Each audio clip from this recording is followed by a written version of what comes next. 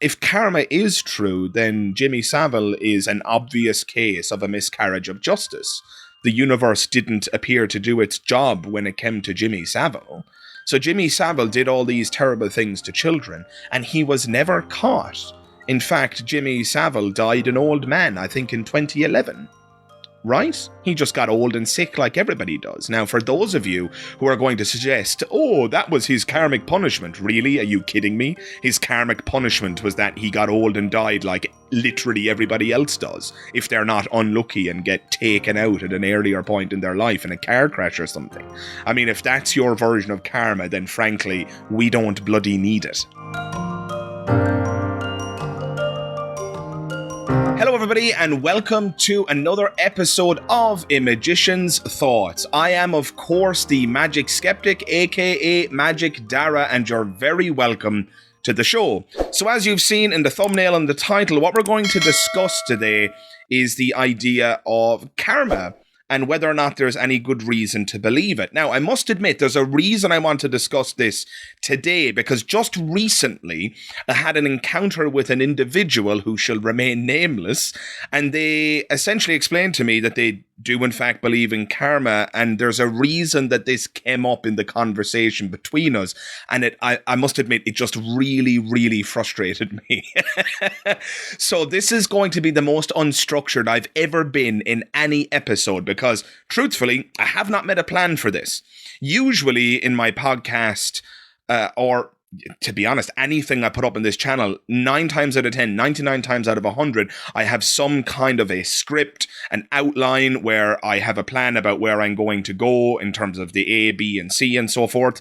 But I was so frustrated by what happened in this story that you're getting pure, unfiltered Magic Skeptic today, right? You're getting my opinion hot off the press, as it were, because this just happened the other day.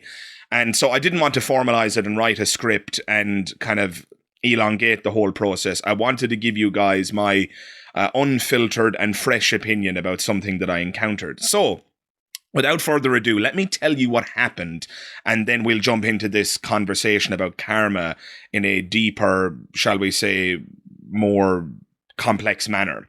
So for now, all you need to know is that just recently, I'm not going to give any specific details here because I want to anonymize this individual. They don't deserve to be named.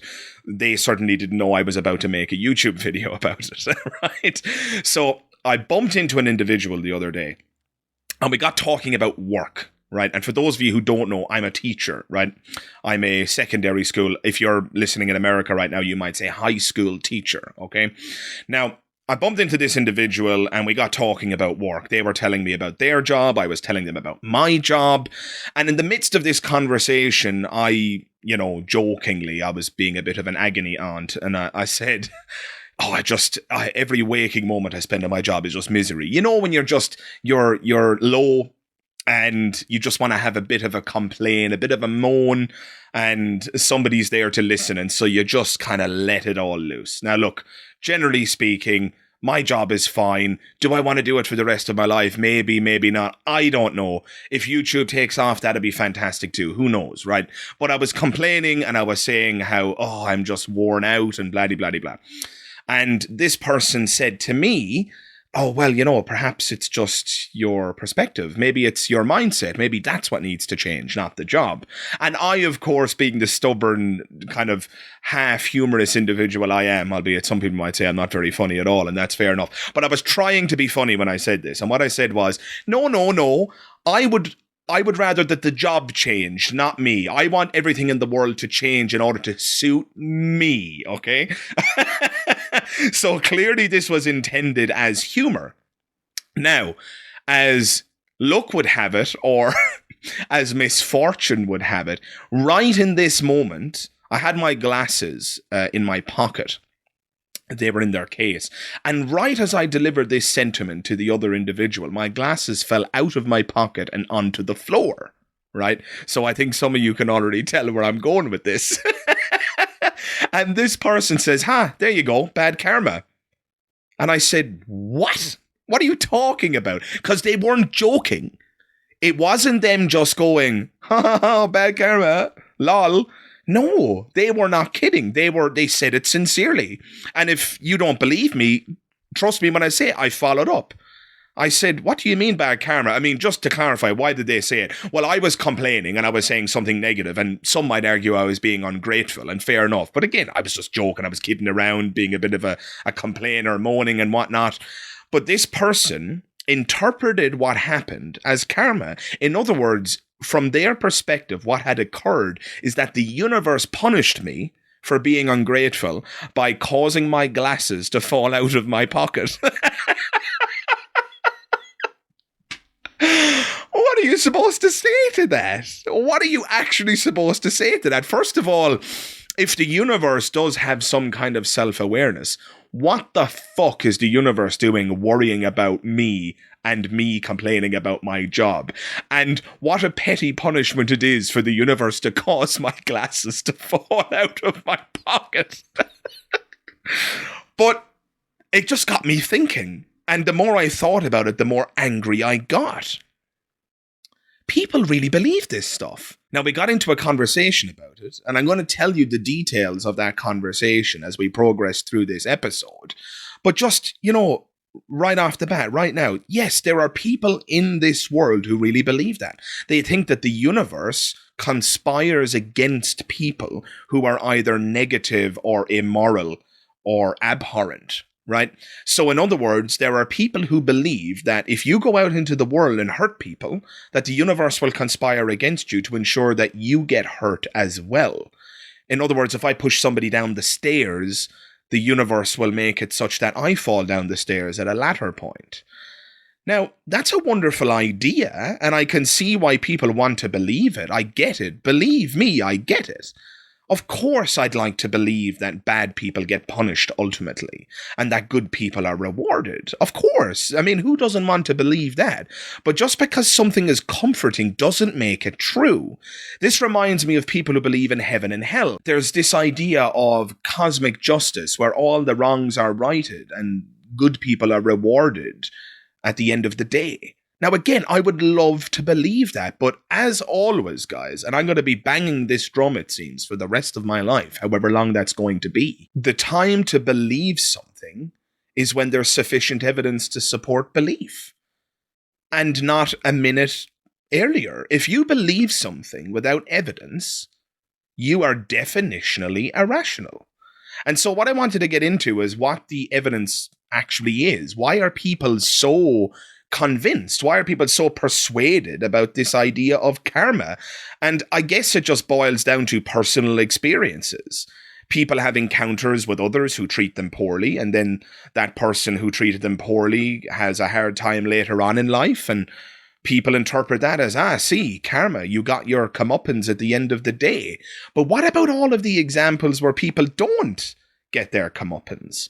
So in response to this individual who claimed that my glasses fell out of my pocket as a kind of karmic punishment for my negativity, I said, and I quote, "Really? You believe in karma?" And they said yes. And my response to them was, "Explain Jimmy Savile then." Now, for those of you who don't know, Jimmy Savile was a British BBC presenter. He had an illustrious TV career. He had a show which was extremely popular back in the day. It was called Jim Will Fix It, or Jim'll Fix It for short. And the premise of the show was that children would be brought on and asked what their dreams are, what they want more than anything else in the world. Some kids wanted to go for a spin in a fighter pilot jet, and other kids wanted to meet their football hero or something like that, and Jim would fix it. Jim would make it happen, right? Wonderful show, wonderful premise, and it was an incredibly popular show. Jimmy Savile went on to do many other things with his career, and he was known, I think, primarily in latter life for his philanthropic efforts. He was a philanthropist who built hospitals for children who were sick and all sorts of stuff. And for all intents and purposes, it seemed like Jimmy Savile was an angel. And unfortunately, and viewer discretion is advised here, I'm about to discuss the grim details of Jimmy Savile's sexual crimes against children, guys. So if that is too much for you, I recommend that you don't watch for the next maybe minute or so. I'll give you a hand gesture like this when it's time to unmute, but if you don't want to hear some of these grim details, then I recommend you mute for the next minute or so.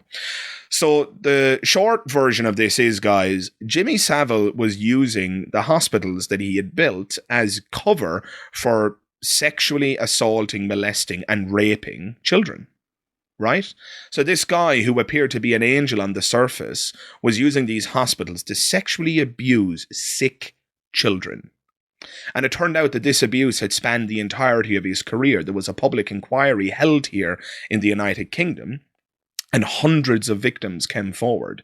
Jimmy Savile had been raping, sodomizing, and just engaging in absolutely abhorrent behavior for the entirety of his professional life as a TV presenter and as a philanthropist and what have you. I mean, he was just a moral monster. Now, why did I bring up Jimmy Savile to this person? So, welcome back. If you're tuning in after muting, that's fine. I'm finished discussing the grim details of Jimmy Savile's crimes. The reason I brought this up to the individual who claimed that karma was responsible for my glasses falling on the floor is that if karma is true, then Jimmy Savile is an obvious case of a miscarriage of justice. The universe didn't appear to do its job when it came to Jimmy Savile. So Jimmy Savile did all these terrible things to children, and he was never caught. In fact, Jimmy Savile died an old man, I think in 2011. Right? He just got old and sick like everybody does. Now, for those of you who are going to suggest, oh, that was his karmic punishment. Really? Are you kidding me? His karmic punishment was that he got old and died like literally everybody else does, if they're not unlucky and get taken out at an earlier point in their life in a car crash or something. I mean, if that's your version of karma, then frankly, we don't bloody need it, right? The laws of nature achieve that all on their own. Thank you very much. So if you are a believer in karma, Jimmy Savile is a problem for your perspective. Why did Jimmy Savile get away with what he got away with without any punishment? The details of Jimmy Savile's grim crimes only came to light after he died. It was then and only then that some of his victims came forward, and as soon as some of them came forward, as often happens in these cases, many others were emboldened to come forward as well. And the details that were revealed are just absolutely shocking. And so, again, I won't go back into those details just for the benefit of those who muted earlier on. But suffice to say, where was the karmic justice in that scenario? Where is Jimmy Savile's punishment for the wrongdoing he did? Now, this person, when I explained this to them, said to me, oh, his karmic punishment is that his memory is tarnished. I'm sorry for laughing, but that is just an absolutely laughable response. There's nothing else I can say to that. I mean, I can't say anything. I can only laugh. That is an absolutely ridiculous thing to say. I don't think I need to explain to intelligent viewers like yourselves how nonsensical that point is. But for the sake of historical accuracy, I'll tell you what I said to this person. So again, they said, oh, his memory is tarnished. And I said, yeah, but Jimmy Savile doesn't give a shit about that. He's dead now. Now, unless you're championing some kind of an afterlife, in which case you've got to bring some evidence for that as well. And if you're interested in exploring evidence for the afterlife, I can make an episode on that. But I have discussed matters like that extensively on the channel in the past. Suffice to say, there's not a shred of evidence for an afterlife. And so that's cold comfort to me. And besides, karma doesn't include the idea that your punishment comes in the afterlife. People who champion this idea of karma are championing the idea that all of the wrongs are righted in this life. So that someone like Jimmy Savile later on in life dies in horrendous agony or encounters some horrendous circumstance where he experiences agony as a consequence of his crimes. The universe would be righting the wrongs. Now, that didn't happen to Jimmy Savile. So did Jimmy Savile just do a deal with the devil? Did Jimmy Savile do a deal with the universe? Is he an exception to the rule? You see, guys, I can't buy it. I can't buy it. And what irritated me most, and the reason I wanted to make this video, is that after explaining all of this to this individual, who again alleged that that the karmic justice that was at play in our conversation was me dropping my glasses on the floor as a punishment for my negativity, their response after I made this point about Jimmy Savile was, well, I still believe in karma anyway. And again, what is the point? What is the point? So this person asserts something that they believe is true. I reveal that there are flaws in the idea. And rather than try to argue with me and remedy that, because, there might very well be good responses to my criticisms of karma. And by the way, if you, the viewer at home, knows of a response that defeats my concern here, then jump into the comments below and let me know, because if I'm mistaken and karma is real, I want to be the first to know. That would be an incredibly useful thing. I want to believe as many true things and as few false things as possible. That's a quote from Matt Dillahunty of the Atheist Experience. And I think Matt absolutely nails it when he says that, and I agree with him fully. So if karma is true, you better believe that I want to know that it's true. I want to know what the evidence is. But when I put forth a criticism and arguably a defeater for the notion of karma, and this person's response is to say, well, I'm just going to continue believing it anyway. I mean, seriously, I'm sorry to use this phrase, but how pathetic is that? Do you care what's true? Now, because this person is a friend, I didn't go that far. And look, they'll never see this video, I suspect. I don't even know if they realize I have a YouTube channel. My YouTube channel isn't very big. But if they do see it, fair enough. I mean, I don't respect that. Believing things when they're shown to be flawed is irrational. And that's not very respectable to me. So to summarize the video thus far, my point is a very simple one. If karma is a principle of causation that exists in the universe, namely this idea that all the wrongs are righted and that goodness is rewarded in the long term, then why are there exceptions to the rule? And I shouldn't even phrase it that way. I don't even see evidence of the rule. Instead, I see a world which is, I must admit, and I hope you don't think I'm terribly negative for saying this, but I see a world that's incredibly harsh and brutal, where people, if they're lucky, are born in a place where there's enough food and where there are essential services like hospitals, but if they're unlucky, they're born in parts of the world where no such services exist. Parts of the world where people's everyday life is defined by privation, where they're starving, where they're miserable, where they're sick, diseased, and so forth. These aren't lives that are very pleasant. I'm tempted to say that these are lives not worth living, but I don't want to push the boat out too far. Far be it for me to judge whether or not somebody else's life is worth living. I'm just pointing out that there are clearly better lives on offer. Lives which contain less misery. Lives where one's well-being is better overall. And my question is, where's the karma in all of this? Where's the karma in the child's life who was born in, for example, sub-Saharan Africa? A child who was born in a state of privation. A child who spends much of their life starving, thirsty, and when they do eat and when they do drink, very often they have to eat what somebody else has thrown away, or they have to drink contaminated or toxic water. Right? Where's the karma in this?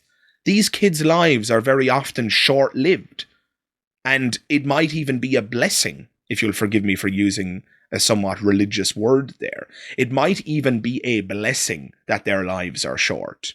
Because who wants a long life of that kind of quality? Right? Where is the justice there? Where is the justice in the child that is born, lives, and dies at the age of 8 because of starvation and poverty and sickness? I just don't see it, guys. And that is a reality for people around the world. And if that's not enough to defeat this notion of karma, there's another real sickening element to this, if you ask me. And it's that karma actually allows people to obfuscate their moral and, I dare say, humanitarian responsibility.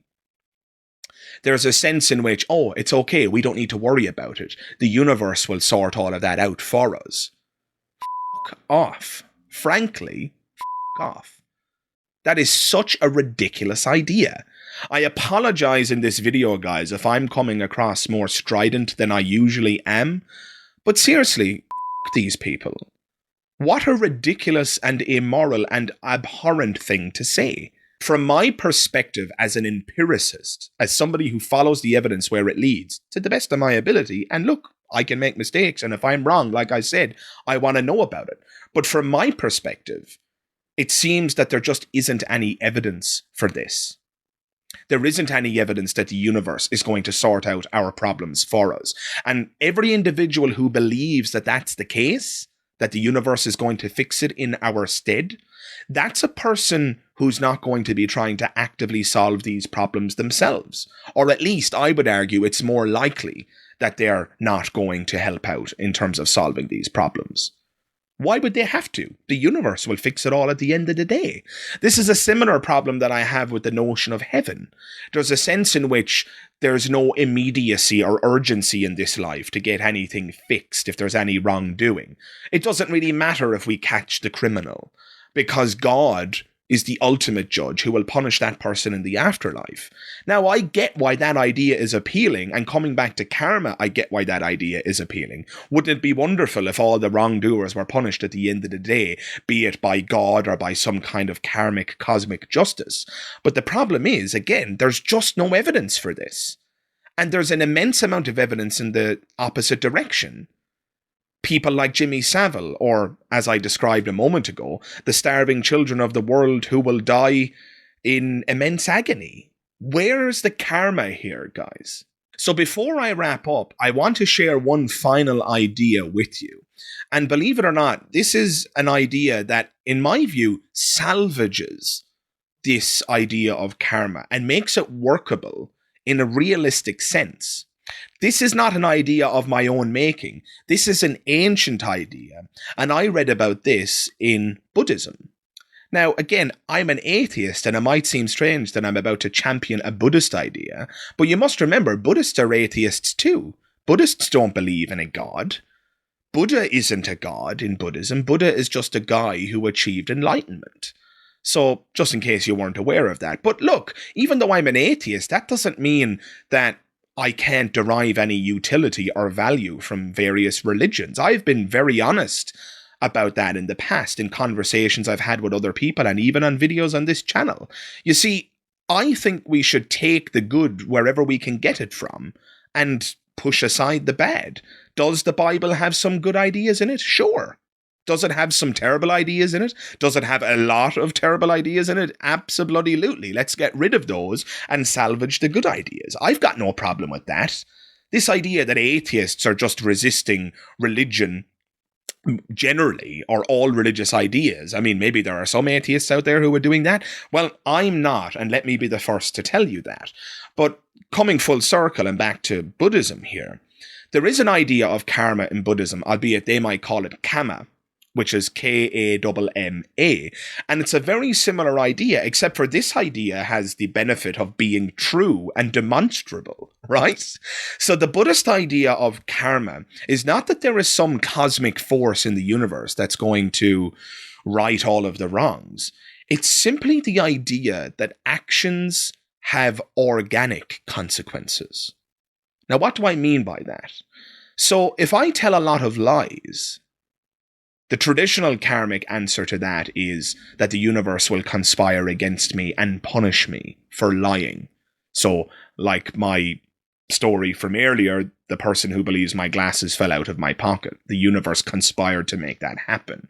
In other words, there's some kind of ethereal, metaphysical, or supernatural force at play in the universe.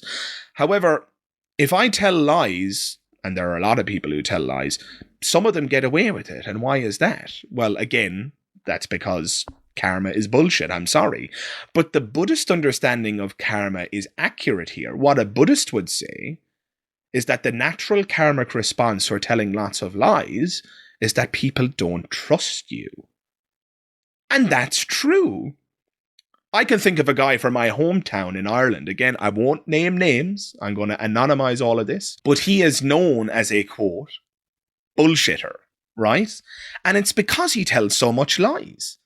And so the Buddhists are right here. The natural karmic response for the frequency at which this person tells lies is that people just don't trust him.